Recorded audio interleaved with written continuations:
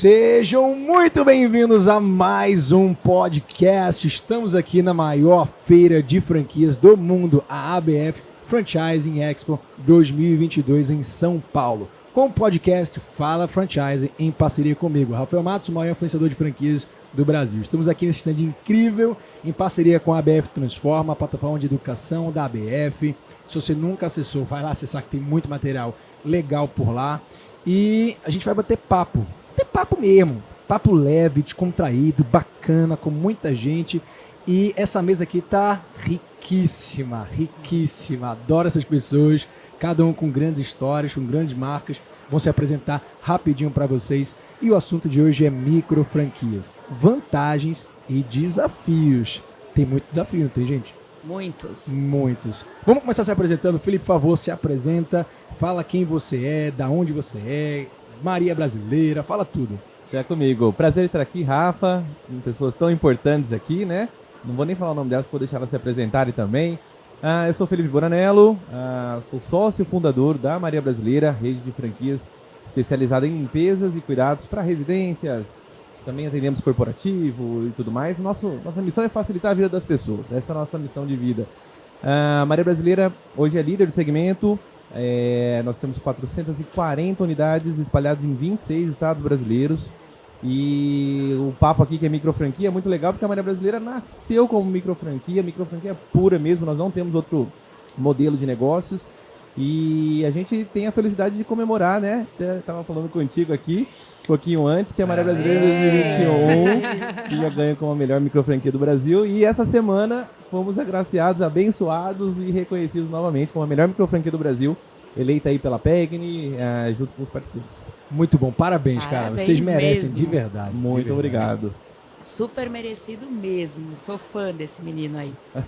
Dri, você que é diretora de microfranquias, já tá na direção há quanto tempo, Dri, que eu já nem sei, já não consigo nem pegar. Olha, Rafa, só de falar vocês já vão ver aqui o porquê dos meus cabelos brancos.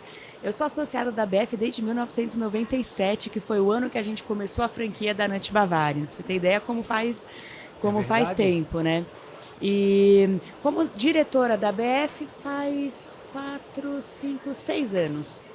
6 anos na diretoria de relacionamentos e microfranquias e novos formatos também. Novos modelos de negócio. Isso aí. Da Nut Bavarian, para quem não conhece, talvez já tenha sentido o cheirinho em algum lugar. Com certeza. A gente tem quiosques em shoppings, aeroportos, terminais rodoviários, metrôs.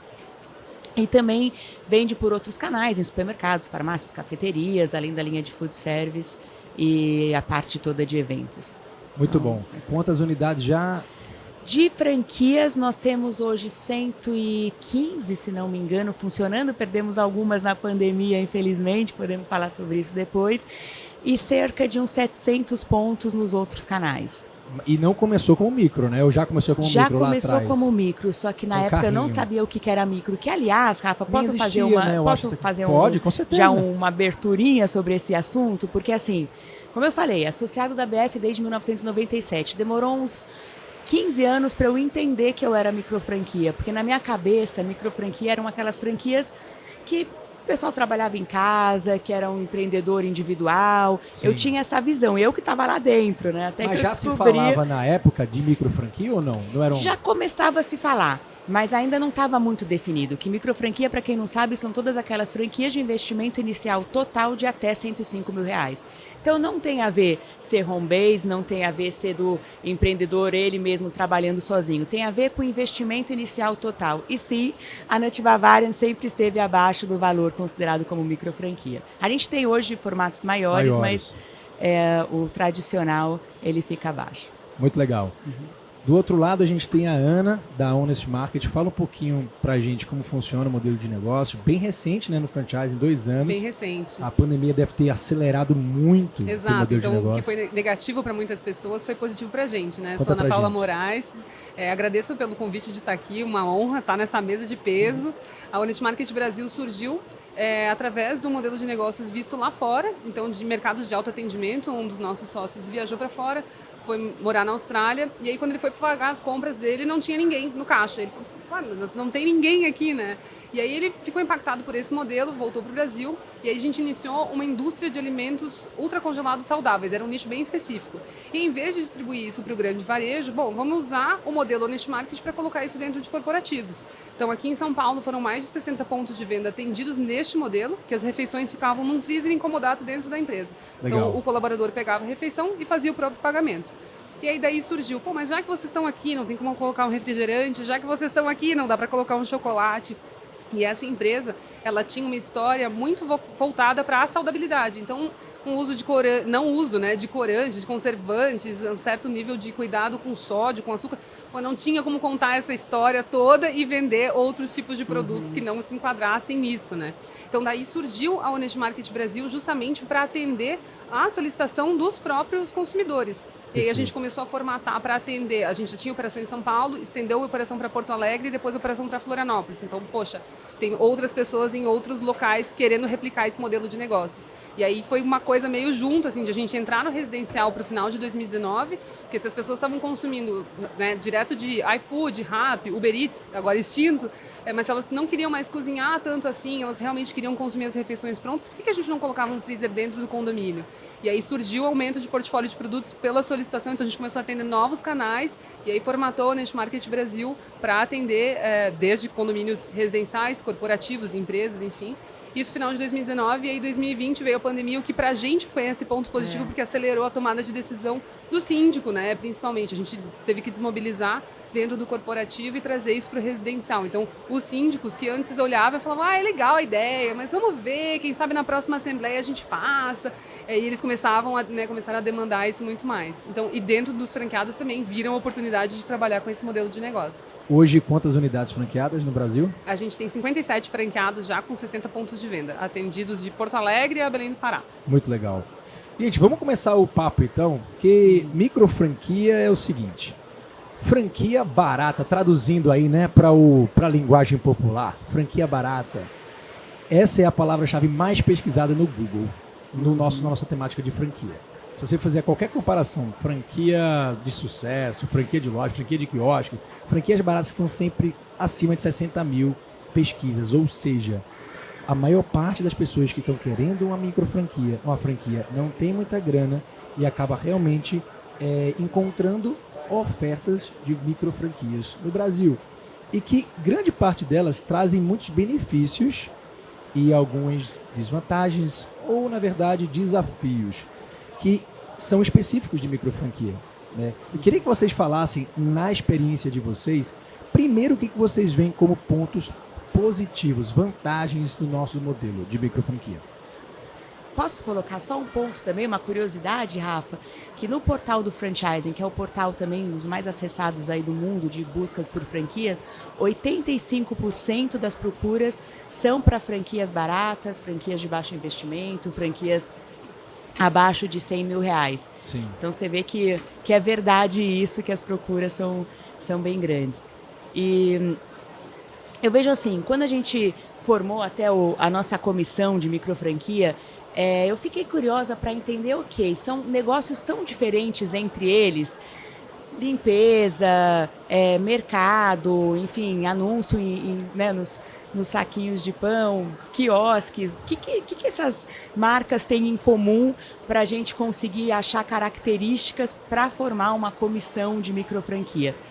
E aí eu vi, primeiro, grandes redes vendem franquias por preços muito maiores, aí você consegue fazer ações e ter uma certa gestão baseada num número muito maior. No nosso caso, tem mais rotatividade, eu acho que esse é um grande desafio.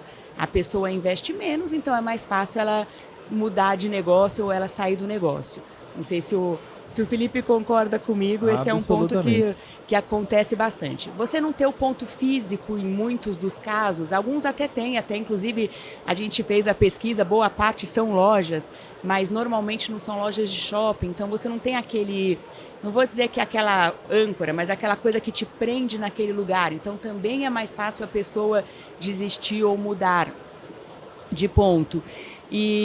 Mas eu acho que o principal, o grande desafio das redes que trabalham com microfranquias é que os royalties geralmente são proporcionais ao tamanho do negócio do operador. E você vai lidar com franqueados que têm menos capacidade financeira para reinvestir no negócio, para fazer ações sozinhos, enfim.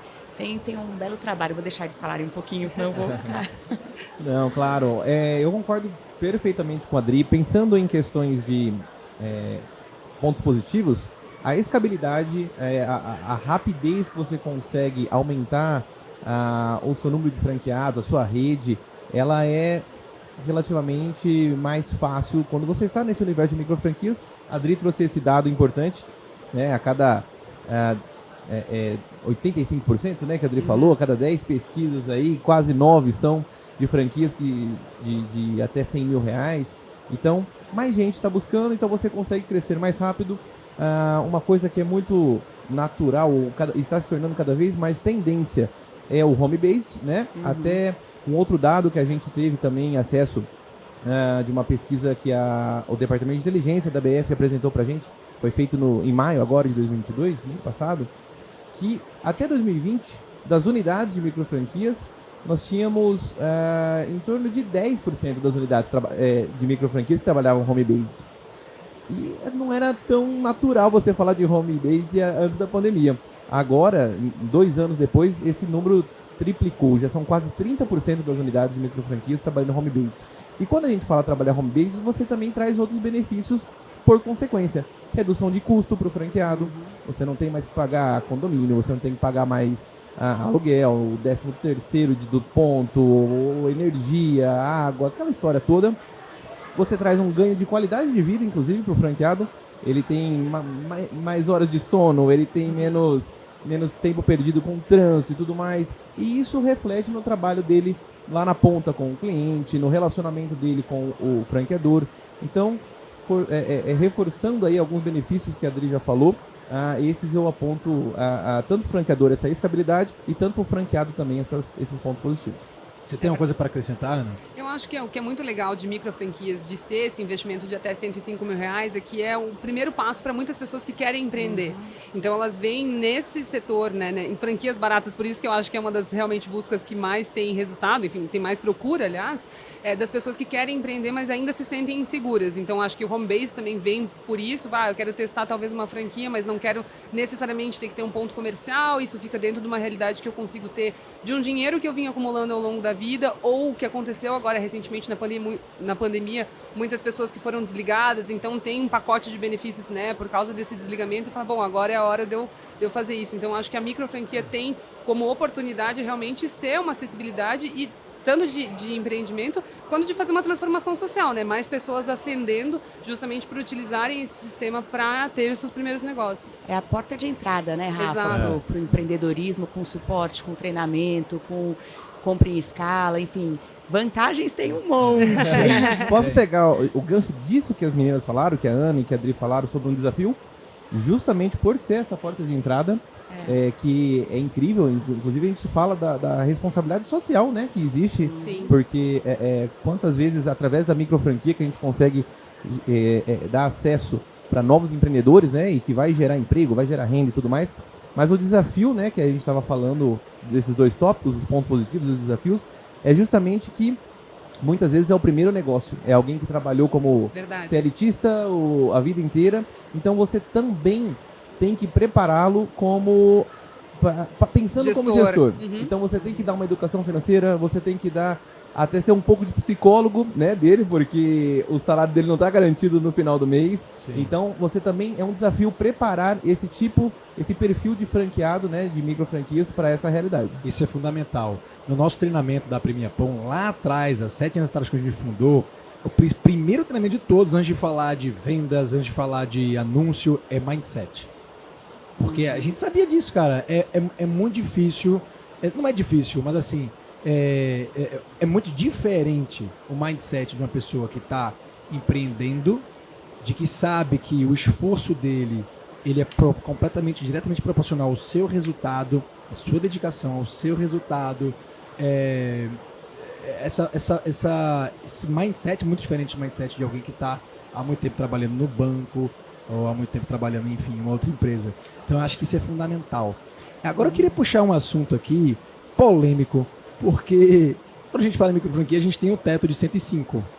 Agora, mínimo, não tem, né? Não tem uma partir de, né? Não tem. Não.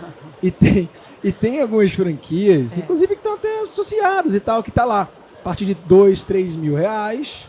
Tudo bem, ninguém tá dizendo aqui o que é certo, o que é errado, o que é ruim, o que é bom. Mas pega muita gente, muitas vezes desqualificada, e que por não ter um processo seletivo bem feito, acaba realmente atraindo quase que todo mundo. Qual é a visão que vocês têm, primeiro, para essa falta de processo de seleção desse microfranqueado? Porque não é só apenas ter o dinheiro, né, gente?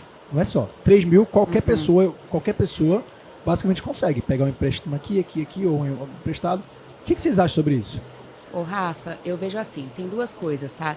Tem redes que têm modelos realmente mais baratos, até trabalhando meio que um lado social. A gente mesmo já fez isso na Nut Bavarian, de quase que dar algumas franquias para algumas pessoas operarem, aí você ganha nos royalties, aumenta um pouquinho o royalty, ela vai pagando a franquia no decorrer dos anos, mas aí é um trabalho quase que social. Mas funciona esse modelo para você? Funciona em alguns casos. Depois, se você quiser, a gente pode passar horas falando sobre isso, tem belos desafios. Tem boas redes fazendo.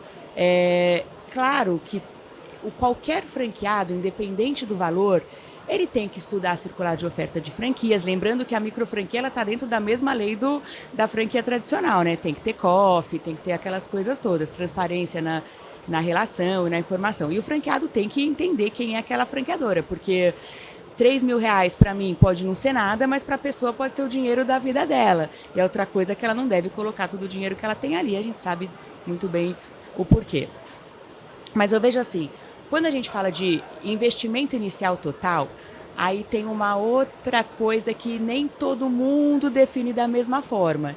Eu, por exemplo, quando eu vou anunciar, eu coloco a taxa de franquia, que eu acho muito justo cobrar. A pessoa está entrando numa rede, ela vai fazer parte de tudo aquilo que você usou, né? Demorou anos para conseguir formatar. Claro. E vai ter todo o treinamento, vai ter acesso a todo o teu conhecimento. É muito justo cobrar uma taxa de franquia. Com 1.000, 2.000 reais, não dá para ter uma taxa de franquia aí. No meu caso, eu coloco abertura de empresa. Tem gente que fala, mas ele já pode ter uma empresa aberta. Ok, até pode, mas... né? Aí quem informa o quê? Ele vai ter que ter um computador, vai ter que ter um celular.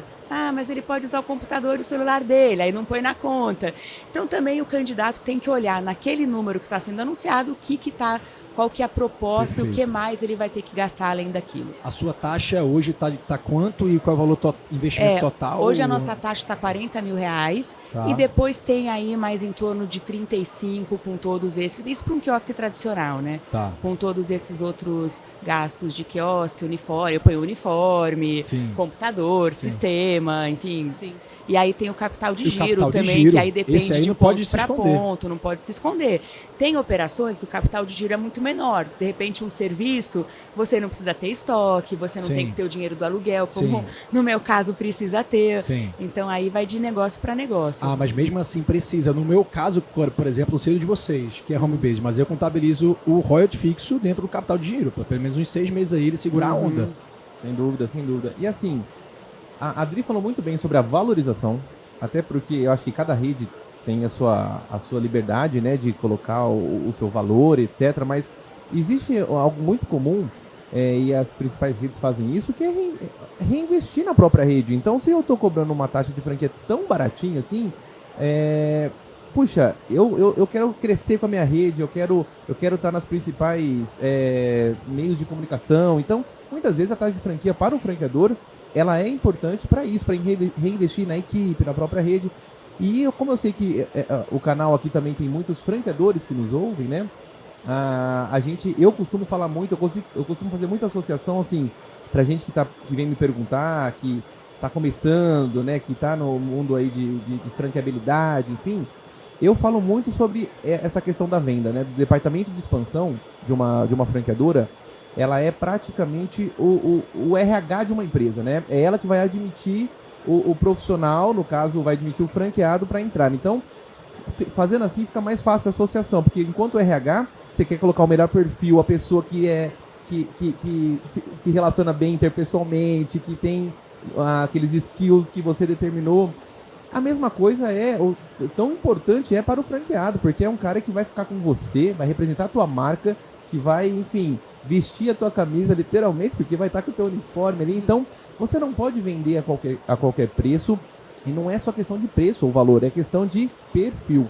Então, o departamento de expansão, ele tem que ter muito a cultura, o DNA da empresa, porque senão você está vendendo algo que vai te dar problema no futuro. Exatamente, eu acho que o que acontece depois é que essas pessoas vão acabar entrando porque a taxa de franquia é muito atrativa e num segundo momento as pessoas não estão qualificadas para serem franqueados, vai ter um trabalho muito maior, então eu não sei nem como esses 2, 3 mil vão se voltar ali na ponta, né? Porque a pessoa vai ter um trabalho de desligar esse franqueado, repassar esse ponto, repassar essa franquia.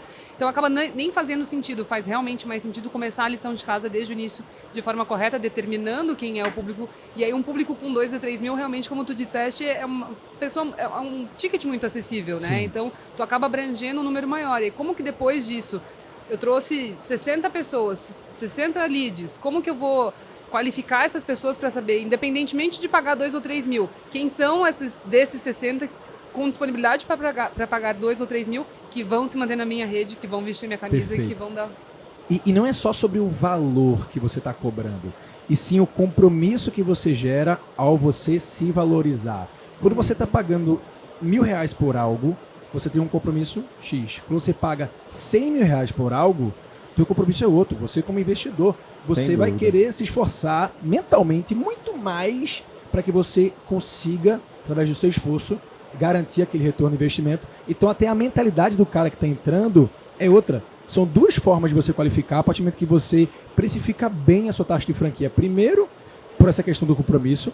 E segundo, porque já acaba sendo também um filtro natural. Sim. Né? Filtro natural, o valor de investimento é igual. Então, eu sempre falo, cara, para franqueadores que estão começando e querendo crescer e começa a cobrar muito baixo, digo, meu irmão, você vai atrair perfis muito melhores se você aumentar a sua taxa. Pode confiar em mim. Sem dúvida. E eu vou contar um case que aconteceu hoje, bem legal, assim, que primeiro eu quero reforçar uma coisa que a Adri falou muito bem. Micro franquia é uma questão mercadológica. Né? Nós estamos na maior feira, né, de franquias do mundo, né? Aqui a gente vai achar redes que custam ali até R$100.000, como micro franquia né? Até 105, e tem redes que custam 1 milhão, 1,5 milhão, 2 milhões. Então, para você facilitar ali as suas buscas, existe o termo mercadológico que é micro franquias. Mas não existe micro franqueador, por exemplo. Somos todos franqueadores porque... Todos enquadrados na mesma todos lei. Enquadrados na mesma lei, igual a Adri falou. Isso é bacana. E para representar isso que eu falei que aconteceu hoje de manhã eu fui visitar uma franqueadora. Aproveitei que eu estava aqui na feira em São Paulo, fui visitar a Kumon, do nosso querido amigo Júlio Segala. Inclusive, quero mandar um abraço para ele. E assim, impressionante assim, a estrutura, o prédio, são 300 e tantos funcionários.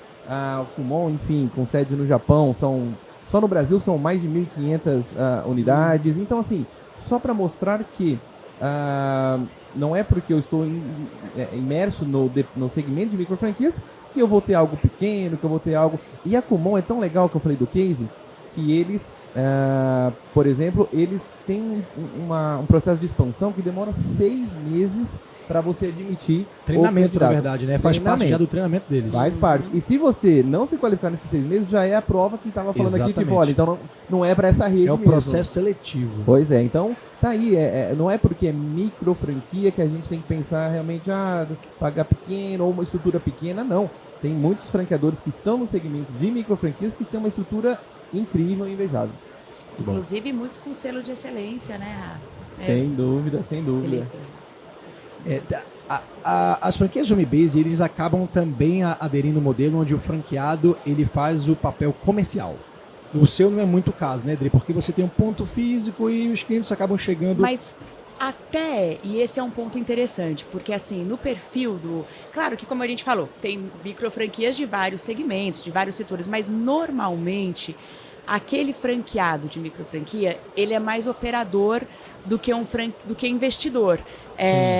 Geralmente ele vai ter que pôr a mão na massa. Até no meu negócio, embora na maior parte dos casos não é ele que fica ali vendendo, né, fazendo as castanhas e vendendo, ele não vai ter um gerente, ele não vai ter um supervisor, a não ser, claro, os multifranqueados que tem vários quiosques. Mas quem começa com um, é ele direto com a equipe. Perfeito. E isso também, o perfil dele tem que ser para aquilo. A gente fala no teu caso, Rafa, imagino eu, que estou chutando aqui, mas eu acho que os teus franqueados têm que ter aquele perfil vendedor, porque eles vão ter que ir nos lugares, convencer ali a vender o espaço para anúncio. Talvez no caso do Felipe, da Ana, eu não sei se teria que ter esse perfil vendedor, mas a pessoa tem que se olhar e entender, ok, para o meu perfil esse negócio funciona ou não? Eu não sou um cara comunicativo, eu vou conseguir vender anúncio? Talvez não, né? Sim. Vocês veem essa relação no negócio de vocês também?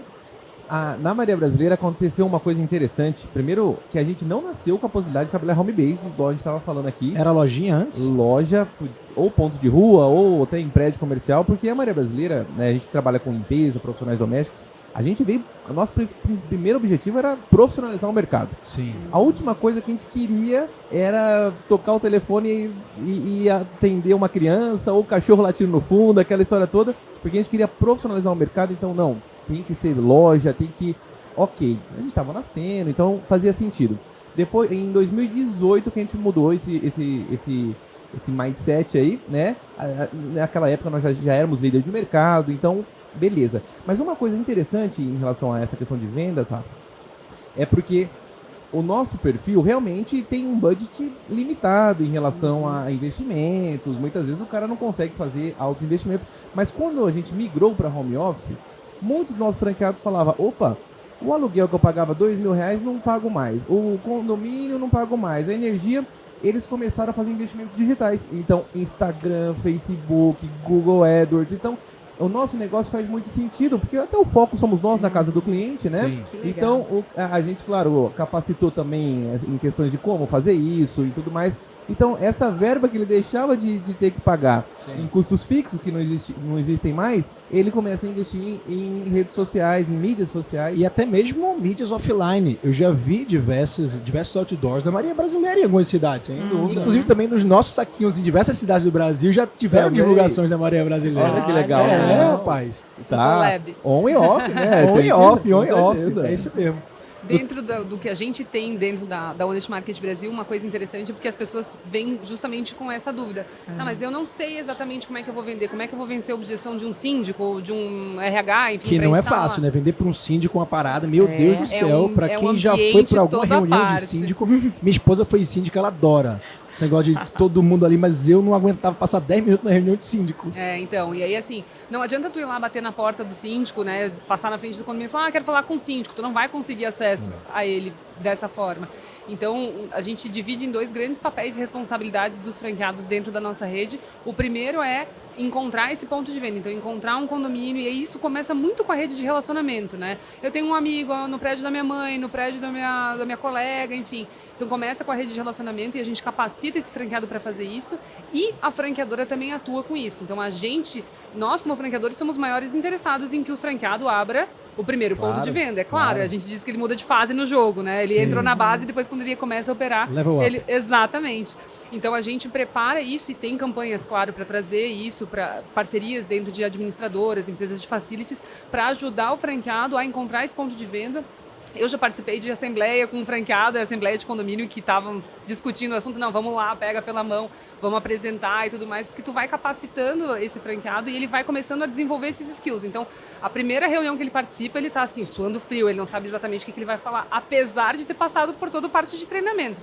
Claro, na segunda, na terceira, na quinta, na 10ª, ele já está desenrolando, já sabe quais são as objeções que vão aparecer e como ele pode se preparar para isso. Então, essa parte de treinamento, eu sempre te digo assim, que vendas, por mais que tu não goste ou que tu não tenha tanto afinidade, a gente vende o nosso tempo, a gente vende nossa capacidade, a gente vende o nosso know-how, a gente está vendendo o tempo todo. Então, mesmo o franqueado, que eu vou te dar um ponto de venda para operar, tem aqui um condomínio para tu fazer a operação, ele ainda assim vai ter que vender que o serviço dele é bom, que o atendimento dele está satisfatório, isso tudo entra dentro de soft skills, assim, né, que ele precisa também desenvolver.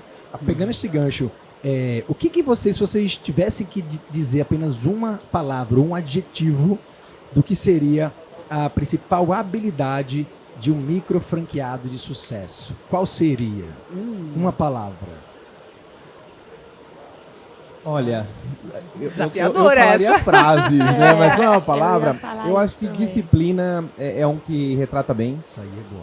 porque principalmente se ele é home-based, né? Porque quando é também um desafio você trabalhar em casa e justamente você confundir aí também o seu local de trabalho com o seu local de moradia. Finança e tudo pessoal com finança da pessoa jurídica. Total. Isso já é um dos grandes erros do empresário brasileiro, Do né? Misturar. microempreendedor de forma Pois é. geral. Então você ter a disciplina, principalmente trabalhando de casa, e a disciplina também de você seguir essa cartilha, né, do franqueador, porque o franqueador ele faz a estratégia justamente para o franqueado aplicar. O franqueado ele é um empresário, ele é um grande executor, né? Então o franqueado ele precisa ter essa disciplina para colocar em prática e, claro, a partir daí colocando também as suas contribuições para o próprio franqueador, para a própria rede, para sempre ir aprimorando as estratégias. Gostei, disciplina. E aí, o que mais? Pode ir, Ana. Não, por favor. É que como o Felipe já falou, disciplina, que eu acho que é uma das bem importantes nesse caso, eu vou ficar com parceria. Não só para micro franquia, mas acho que para franquia em geral. A franqueadora, uma boa franqueadora, claro, ela oferece muita coisa para o franqueado. E sabendo trabalhar em parceria, serve também para a franqueadora, né? Parceria franqueador, eu acho que é a beleza desse nosso franchising. Legal. Então temos parceria e disciplina. O que Eu acho você que eu vou vem aí, escolher Ana? comprometimento. Porque justamente porque a gente está falando de um ticket mais acessível, de uma pessoa que, por investir menos, às vezes dá menos valor, né, nessa relação que tu fez de 1.000 a 100.000, enfim. Sim. Eu acho que comprometimento é a pessoa que realmente vai entrar no negócio, vai se comprometer com disciplina, enfim, para ter aquela dedicação de fazer realmente o negócio acontecer. Porque senão depois a pessoa investiu. A gente está falando de 2 a 3 mil, acho que foi, né, a gente trouxe um exemplo mais para baixo. Sim. Se não me engano, fica entre 40 e 50 mil, média, né? Os dados que vocês apresentaram. 40 e 50 mil é a média de taxa investimento. de investimento total. De investimento total. Então a gente está falando, a pessoa investiu 40 a 50 mil. É um ticket mais considerável. Ok, mas ainda assim ele é mais acessível do que se a gente for considerar o restante das franquias que não se enquadram em micro franquias, ou que tem outras modalidades, que são as mistas, né? Ou as tradicionais. Então, assim, a pessoa investiu 40, 50 mil, ela precisa ter um comprometimento de que aquilo realmente vai acontecer.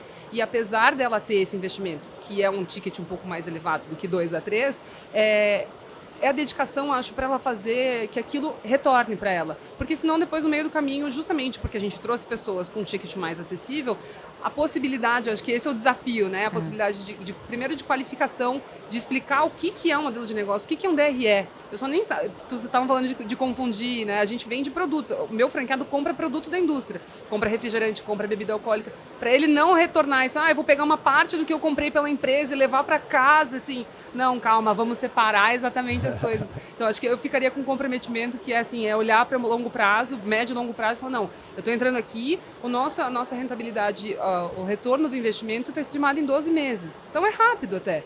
Mas a pessoa fala, não quero ficar com esse franqueado por 12 meses e depois ele fala, obrigada, eu vou investir em outra coisa. A gente quer realmente pessoas que fiquem no médio e longo prazo com a gente. Muito bom. Para fechar, eu complementaria, eu concordo com todos vocês, complementaria com uma coisa que eu acho que fecha aqui o ciclo, que é propósito. Não adianta a gente ter disciplina em termos de criar os hábitos de execução, de rotina, não adianta a gente ter a parceria com o nosso franqueador, não adianta só também a gente ter o comprometimento, porque se no final do dia a gente estiver em busca só da grana, só de vender por vender e fazer negócios, cara, no primeiro não, no segundo não, no terceiro buraco a gente cai, a gente vai se perder se a gente tiver um norte, que é o propósito, que a franqueadora já criou, tá lá a missão da franqueadora, o que é aquilo ali que a gente vai estar como franqueado, abraçando, qual é aquela obsessão, qual é aquela paixão que eu vou vestir agora, porque quando eu vou pra rua, quando eu for pra rua e quando eu for vender e for fazer parcerias, eu vou vender de forma muito mais fácil quando eu boto o propósito na frente, não é verdade? Com certeza. E acho que isso, Rafa, é muito legal também de falar para potenciais franqueados, pessoas que estão aqui, estão na feira, ou que, enfim, que estão ouvindo e que estão procurando franquias. Poxa, procurem franquias que tenham um fit com o que tu tá buscando. Não adianta, eu sou uma pessoa que não gosta, não sabe, alimentação não é bem para mim. Então não procure franquias de alimentação, por mais atrativo que os dados, enfim, que os números possam parecer, que o retorno possa parecer, mas se tu não tem fit com aquilo que tu vai diariamente, com disciplina, com parceria, com comprometimento, enfim, executar, não faz muito sentido, né? A nossa nota de corte são os valores lá na Nut. Legal. Se o franqueado, se o candidato, né, não tiver os mesmos valores que a gente, não adianta nada do resto. O resto a gente consegue até ensinar. Não sou bom nisso, não sou bom naquilo, a gente ensina. Os valores tem que vir. Tem que ser inegociável. O valor tem que ser inegociável. Ontem a gente tava na feira, eu tava paisando aqui na feira, né? Tava passeando, conhecendo também outros modelos e tudo mais, porque a nossa equipe de expansão tava fazendo lá os atendimentos. Eu tava com meu sócio, mandar um abraço pro Edu, né? Já que aproveitar o espaço. E a gente fez uma brincadeira um com o outro, assim, né? Eu comecei e falei, ô Edu, se você estivesse aqui na feira e não pudesse escolher a Maria Brasileira, é óbvio, né? Escolhe 3 franquias aí, 3 redes que você investiria, compraria. E ele falou, né, as 3 redes ali, eu falei, Edu, eu não sei se você percebeu, mas essas 3 redes que você escolheu, elas são muito fortes em propósito. Claro, cada um vende seu produto ou seu serviço, mas elas exalam o porquê que elas fazem isso e tudo mais. Então você foi impactado talvez por isso. Então não somente para os próprios franqueados que estão nessa rede, para os próprios colaboradores, até para vender, no caso franquias, até para a expansão, o propósito ele se torna fundamental. E às vezes é um propósito que está conectado com a tua história de vida ou com o teu momento de vida, né? É engraçado demais, porque isso linka demais e conecta as pessoas. Gente, a gente chegou no fim do podcast. Que rápido! É muito rápido. Eu acho que tem que ter a parte 2. Vamos fazer continuação em outras feiras. Coisa pra contar. Pois é, não é? A gente ficou com esse gostinho de quero mais. Mas eu queria que vocês falassem um pouquinho agora da franquia de vocês, né? Faz aí um jabá, um pitchzinho, valor de investimento, qual é o retorno médio esperado e tal, aonde encontrar cada um dos negócios, além da feira, porque a gente vai divulgar esse podcast depois da feira, então tem que ser nos canais online. Vamos lá, começa aí contigo, Felipe. Bom, vamos lá. A Maria Brasileira, no segundo semestre, a gente tem aí o plano audacioso de chegar às 500 franquias, né? Espalhado em todo o Brasil, falta apenas um estado, então a gente está com essa meta. Qual estado é o Acre? Normalmente é sempre o Acre, cara. O último. Eu já sentei com várias pessoas aqui que realmente o Acre ainda não chegou. Mas Rio Branco é uma praça incrível, né? Alô, pessoal do Acre. Alô, Acre. Então a gente está com a meta de chegar a 500 franquias. A gente foca muito na nossa tecnologia. Então, desde 2018, a gente implementou o nosso e-commerce. Então, em 2019, a gente foi para o home office na época de pandemia, né? Muitos falavam trabalhar de casa e digital, né? Isso foi um dos motivos que a gente cresceu muito em época de pandemia, assim como a Ana falou do Honest Market, né?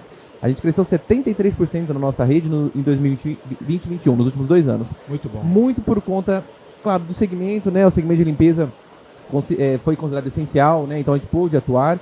E também por ter o modelo home office, trabalhar em casa e também ter um e-commerce muito forte. Então, a gente quer continuar, vem aplicativo aí totalmente reformulado, vem aí algumas novidades que uma eu não posso ainda divulgar, mas vem coisa boa. E com essa meta de chegar a 500 unidades em todo o estado, todo o território brasileiro. Valor de investimento, faturamento médio, o que você divulga em termos de números? Hoje a Maria Brasileira tem algumas diferentes modalidades, muito em conta do número da cidade populacional, né? Sim. Então eu tenho investimentos a partir de R$29 mil, né? Até R$79 mil, dependendo então da praça. Eu tenho royalties que vai desde meio salário mínimo até 3 salários mínimos, então também faz essa modalidade, né? Essa mudança. Hoje o nosso ponto de equilíbrio chega ali em torno do 6º mês, é o nosso previsto, com um payback ali em torno de no 14º, 15º mês. Então esses são alguns números gerais. Claro que, como toda a rede, existem os fora da curva para mais, para menos, mas esses são os números gerais aí da Maria Brasileira. Só um ponto aqui, você falou que toda rede tem um ponto da curva para mais e para menos. Não sei se vocês também têm essa comparação interna, mas o meu ponto da curva para mais e para menos, ele é muito discrepante. Vocês têm isso na rede de vocês? É muito. Eu tenho um franqueado meu que faturou 1 milhão em 2020. Tem outro que não faturou nada. Eu tenho uma história que quando a gente começou pro home office, o nosso home office, o franqueado, ele investe muito pouco, porque a gente não tem maquinário, a não ser se você já vai começar com pós-obra, sanitização de ambientes, mas isso a gente sugere até pro franqueado alguns meses para você já iniciar com esses serviços, né? Então ele iniciou o home office numa cidadezinha pequena, e ele era muito conhecido na cidade. Então, o primeiro mês ele estava ainda com carência de royalties, ele não teve que pagar nada, ele não pagava aluguel. Então, no primeiro mês ele já fechou no azul. Ele não, o Teve ponto de retorno no equilíbrio já investimento? teve o primeiro mês ele já estava no azul, né? A gente fala que o ponto de equilíbrio é no quinto mês. Sim, Então, sim. o primeiro mês ele já estava no azul. Então, esse ponto fora da curva é mais ou menos por aí, né? A gente até fala, ó, expansão, não é pra falar que no primeiro mês você já tá no ponto de equilíbrio, não pode. Mas pode dar um exemplo. Pode dar um exemplo, porque tem sempre aquele lá em cima. Não existe, é verdade. Dri, contigo. O meu negócio é um pouco diferente, né? Porque a gente não tem um tempo para ficar no azul. Geralmente você já percebe na primeira semana se o negócio vai ser bom ou não. E o ideal é que no primeiro mês ele já esteja sim no azul e ganhando dinheiro. Quer dizer que o teu negócio, primeira semana você já consegue ter o sinal. E a gente Pelo ponto, né? pelo Porque ponto. assim, o produto é incrível. E pelo cheiro, inegável. Rafa, Não, mas assim, eu tava indo embora ontem da feira, Rafa, eu senti um cheiro. Eu até mandei a foto pra Adri depois, eu fui lá e falei, eu preciso comprar essa Mas castanha aqui. é mais que assim, se ele não que todos os pontos fiquem positivo logo de cara, mas não é uma coisa crescente. sim. Se ele não está positivo, não é questão, vamos pegar mais cliente, etc. É muito mais que a localização não estava certa. Perfeito, Então vamos perfeito. mudar o quiosque de ponto, vamos mudar para outro corredor. E A você- grande e vantagem você- de ser quiosque, né? Isso, e você flexibiliza isso pro teu franqueado. A gente flexibiliza dentro de algumas regras, Tá. claro, porque também não é para ele ficar Exatamente. olha minha mão mexendo, pingando em tudo quanto é canto.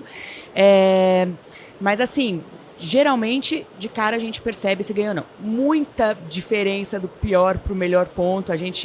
Alguns exemplos assim, tem pontos bem para baixo aqui, que pode vender 15 mil reais e no mesmo mês que um outro ponto igual, do mesmo tamanho, vende 150. Nossa. Isso são números reais, tá?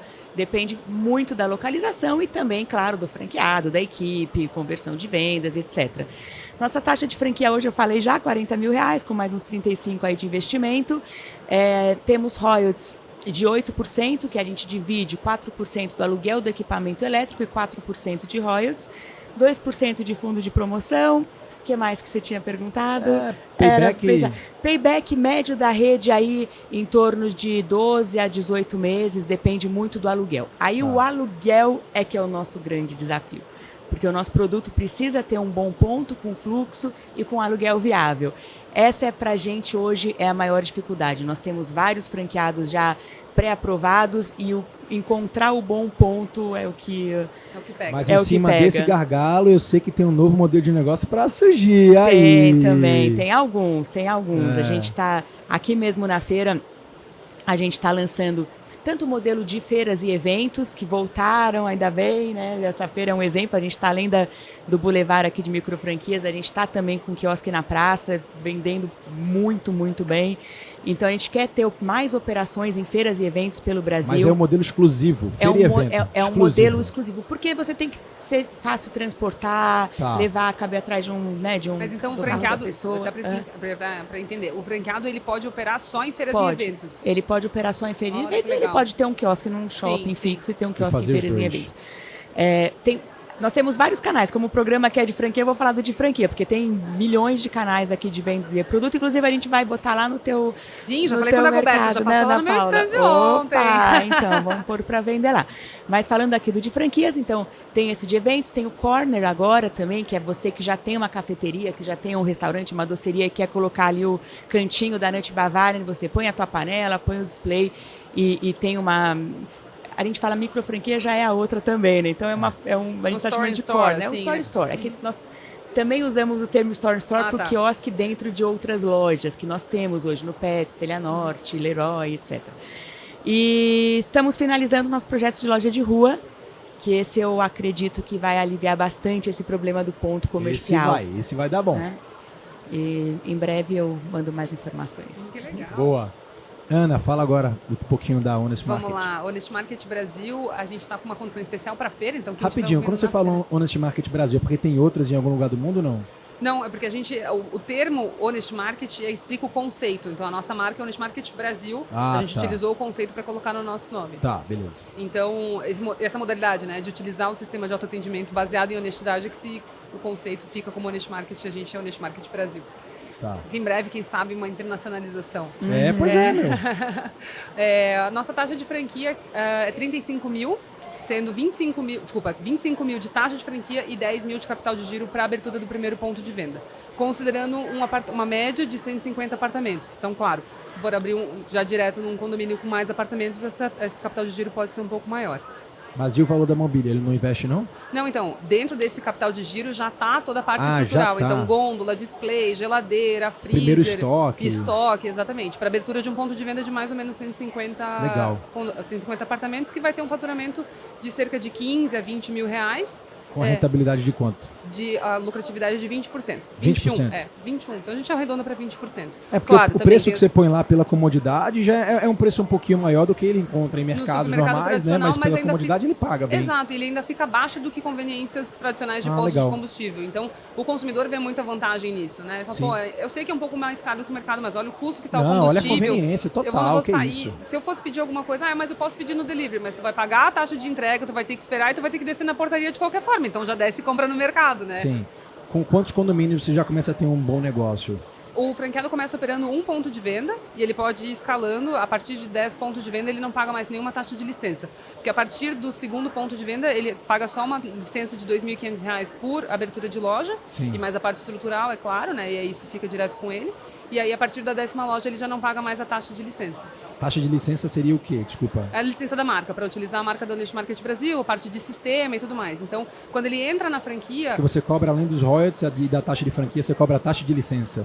A partir do segundo ponto. Então, na primeira, na franquia, aqui na BF a gente está fazendo tá liberando dois pontos de venda. Então, quando ele entra na franquia, ele começa com a licença para operar um ponto de venda. Então, operar mais pontos de venda, em vez de ele pagar uma taxa de franquia novamente, ele só paga a taxa de licença da marca. Perfeito. Muito bom, gente. Foi ótimo. Foi ótimo conversar com vocês. Muito bom. Prazer. Obrigada. Brindar aqui a muita disciplina, parceria e Tá comprometimento. vazio Sem, tá vazio nada, tá cheio de café aí, pô, vamos fingir. Eita. Senhoras e senhores, esse foi mais um podcast do Fala Franchise e do Franquia Cash. Espero vocês na próxima. Um grande abraço e até mais.